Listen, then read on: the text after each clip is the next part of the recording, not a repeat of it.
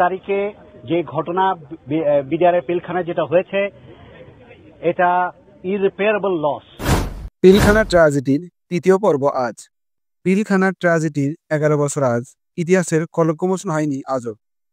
2009 সালের 25শে ফেব্রুয়ারি পিলখানায় শহীদ হয় 57 জন সেনা কর্মকর্তা।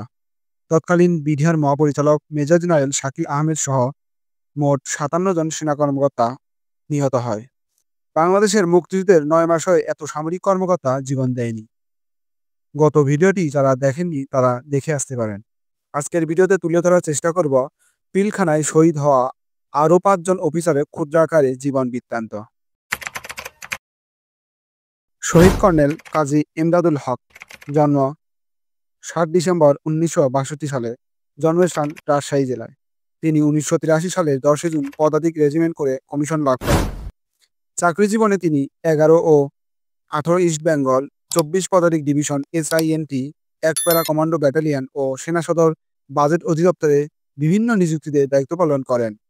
এছাড়া তিনি র্যাব 7 এর অধিনায়ক, 11 পদাতিক ডিভিশনের কর্নেল স্টাফ ও 77 পদাতিক ব্রিগেডে ভারপ্রাপ্ত কমান্ডার হিসেবে দায়িত্ব পালন করেন।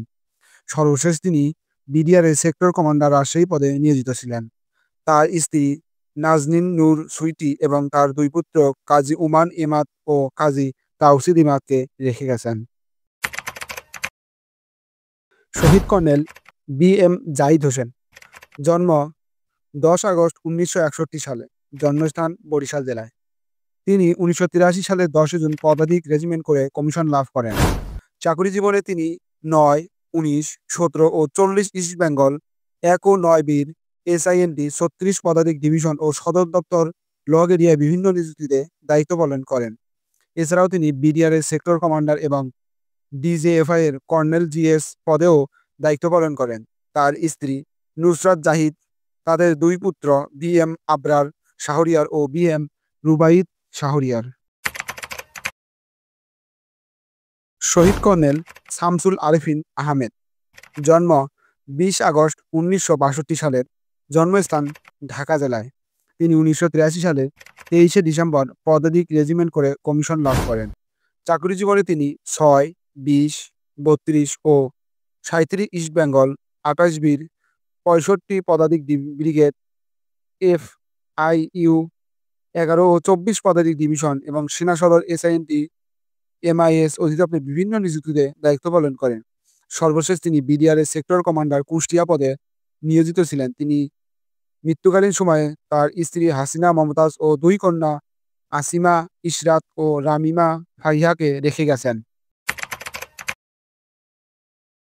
শহীদ কর্নেল মোহাম্মদ নকিবুর রহমান, জন্ম 6 সেপ্টেম্বর 1963 সালে, জন্মস্থান খুলনা জেলায়। তিনি 1983 সালে 23শে ডিসেম্বর পদাতিক রেজিমেন্ট করে কমিশন লাভ করেন। চাকরি জীবনে তিনি 2, 14, 30, 32 ও 42 ইস্ট বেঙ্গল 21 বীর 24 ডিভিশন পদাতিক SINT BRU যশোর ও 55 পদাতিক ডিভিশনে বিভিন্ন নিযুক্তিতে দায়িত্ব পালন করেন। সর্বশেষে তিনি বিডিআরের সেক্টর কমান্ডার কুমিল্লা পদে দায়িত্ব পালন করেছিলেন।